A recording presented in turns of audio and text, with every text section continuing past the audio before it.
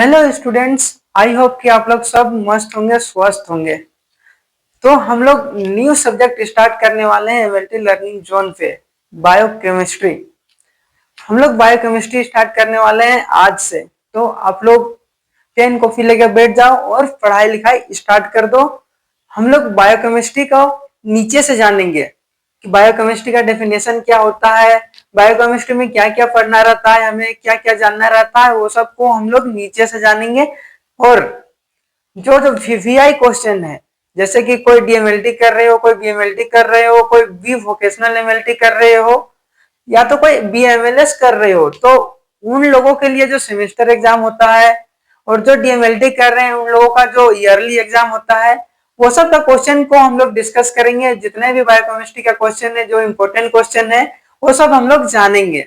तो आप लोग अगर चैनल में नए हो तो चैनल को सब्सक्राइब करो और अपने दोस्तों के साथ शेयर करो, क्योंकि हमारे चैनल एमएलटी लर्निंग जोन पे आपको फ्री में वीडियो लेक्चर मिलेगा। कोई इसमें पैसा नहीं लगेगा आपको, ना कुछ सब्सक्रिप्शन लेना पड़ेगा। आपको फ्री में सब चीज सिखाया जाएगा, बताया जाएगा, समझाया जाएगा। तो आप लोग ज्वाइन कर लो और पढ़ाई को स्टार्ट करो और फोकस करो कि हम कोई भी कॉम्पिटिटिव एग्जाम को फोकस करो।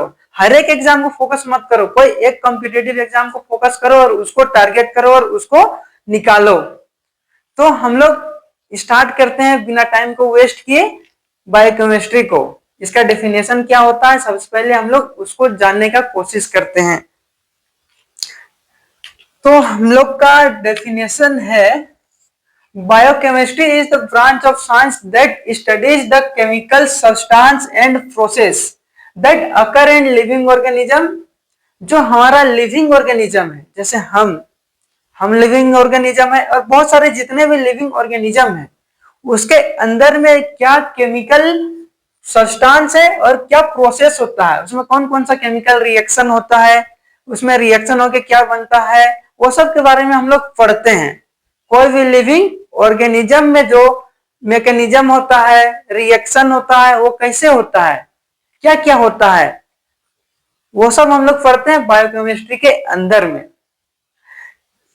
It explain the molecular basis of life. ये क्या एक्सप्लेन करता है, molecular basis of life. Molecular basis of life मतलब क्या होता है आपका, मोलिकुलर मतलब कि इसमें आपका आ जाएगा डीएनए, आरएनए, प्रोटीन, ये सब के बेसिस पे हमारा जो बॉडी में क्या रिएक्शन होता है, क्या उसमें होता है, कि क्या क्या चेंजेस होता है, कि हमारे अंदर कोई भी बीमारी होता है, डिजीज होता है, डिजीज का स्टेज पता करते हैं। सब कुछ हम लोग बायोकेमिस्ट्री में ही पता करते हैं और पढ़ते हैं, जानते हैं। आप लोग को पता होना चाहिए कि जो हमारा पैथोलॉजी लैब है, मतलब कोई भी लैब है, सिंपल सा मान लो कि हमारा लेबोरेटरी है, कोई भी लैब है, उसमें ज्यादातर टेस्ट बायोकेमिस्ट्री में होता है।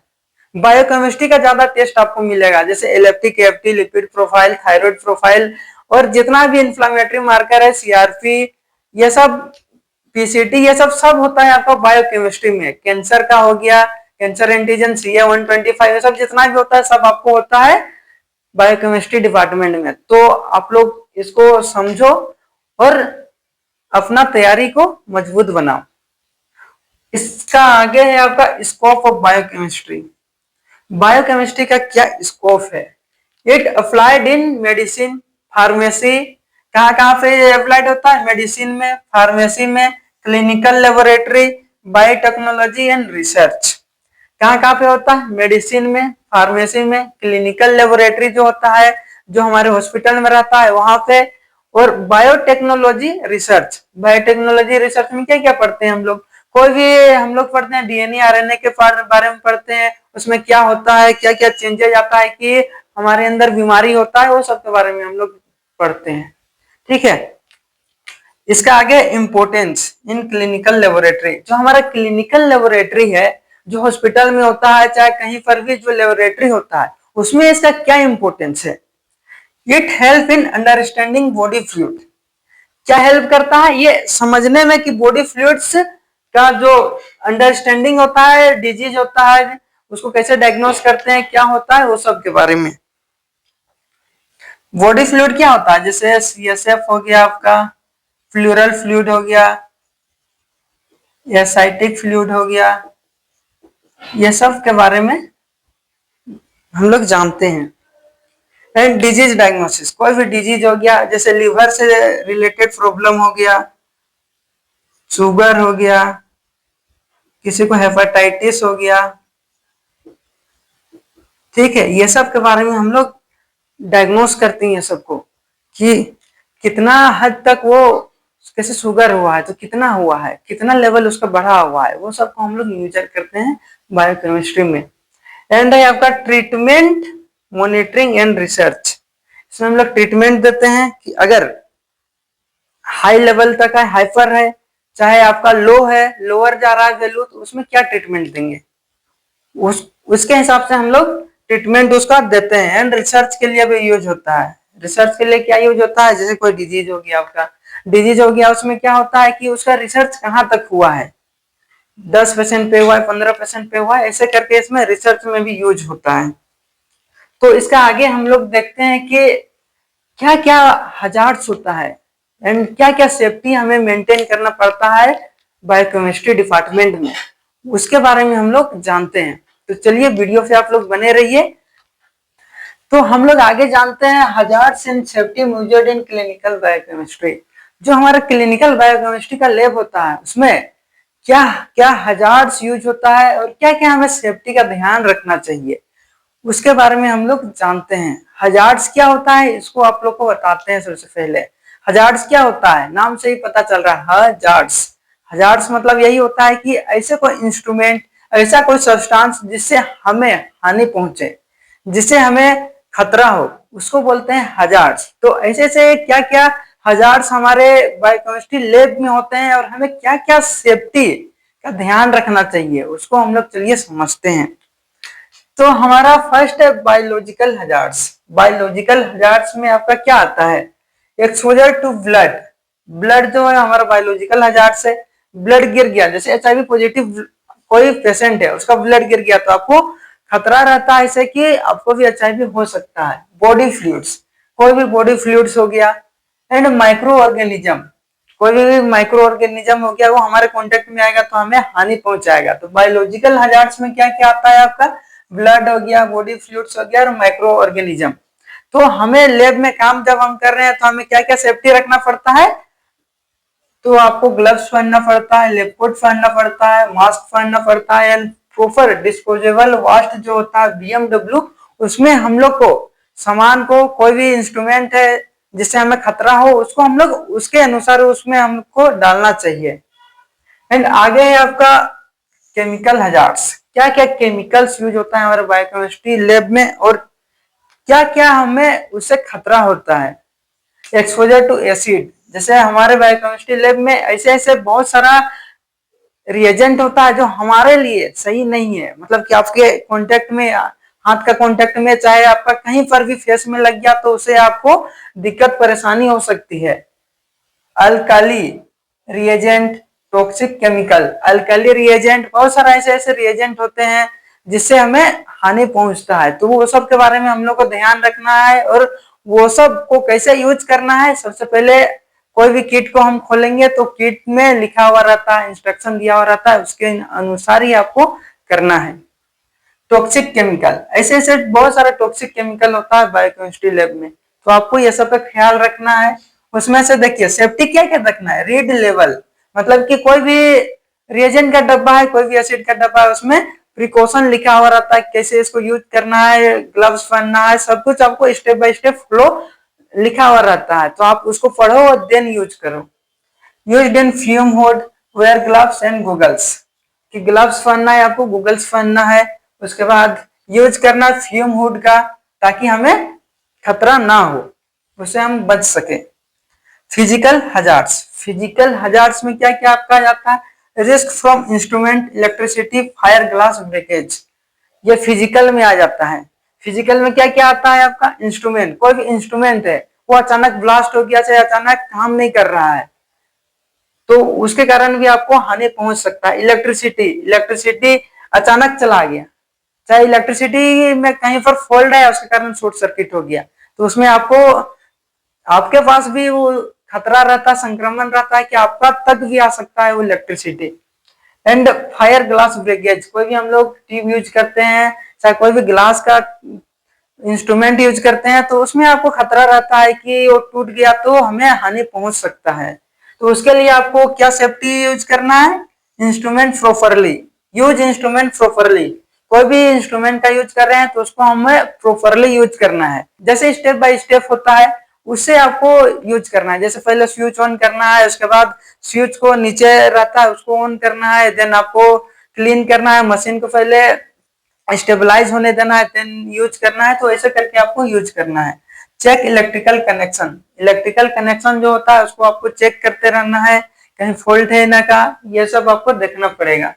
कीप एरिया क्लीन, जो हमारा वर्क प्लेस एरिया है उसको हमें हमेशा साफ रखना है, ना कि गंदगी रखें, क्योंकि गंदगी रखोगे चूहा आएगा, चूहा आएगा तो तार काटेगा, तार काटेगा, चाहे बहुत सारा कुछ भी हो सकता है। कोई भी कीट हो गया उसको काट देगा तो आपका बेकार चला जाएगा। उससे अच्छा कि आप अपना वर्क प्लेस को क्लीन रखो, साफ रखो, ताकि आप साफ से मतलब साफ सुथरा काम कर सको और एक प्रॉपर लैब टेक्नीशियन वाला काम करो। तो आगे हम लोग जानते हैं जो हमारा सेफ्टी रूल्स है, जनरल सेफ्टी रूल्स क्या क्या हमें लेबोरेटरी के अंदर फॉलो करना चाहिए। क्योंकि अगर आप कोई भी रूल को फॉलो नहीं करते हो तो आपके अंदर चाहे आपके वर्क प्लेस पे कोई भी दुर्घटना घटने वाला रहेगा। मतलब कि आप अगर जनरल सेफ्टी रूल को फॉलो नहीं करते हो तो बहुत सारा आपको प्रॉब्लम हो सकता है, अगर अभी हो नहीं तो फिर बाद में भी हो सकता है। और ये क्वेश्चन आपका यूनिवर्सिटी एग्जाम में 5 नंबर का आएगा ही आएगा। आपको 5 पॉइंट लिखना पड़ेगा जनरल सेफ्टी रूल्स के बारे में। ये बेसिक क्वेश्चन है, ये क्वेश्चन आपका आएगा ही आएगा, तो आप ध्यान से देखो ताकि आपको रट्टा ना मारना पड़े, आप इजिली लिख सकते हो। फर्स्ट है आपका कि wash hand before and after work. कभी भी आप लैब में काम करते हो तो जाने से पहले हाथ धो, काम करने से पहले हाथ धो एंड काम करने के बाद भी हैंड वॉश करो, ताकि आप अपना खुद में सेफ्टी बनाए रखो। एंड है आपका second, do not eat, drink और स्मोक इन लेबोरेटरी। जो हमारे लैब के अंदर है, जो हमारा लैब है उसके अंदर हमको खाना नहीं खाना है हमें, एंड स्मोक नहीं करना है लेबोरेटरी के अंदर पे। एंड थर्ड है आपका डिस्पोज वास्ट इन प्रॉपर कंटेनर। जो हमारे लैब के अंदर कचरा होता है उसको हम लोग प्रॉपर कंटेनर में वास्ट को फेंकना है।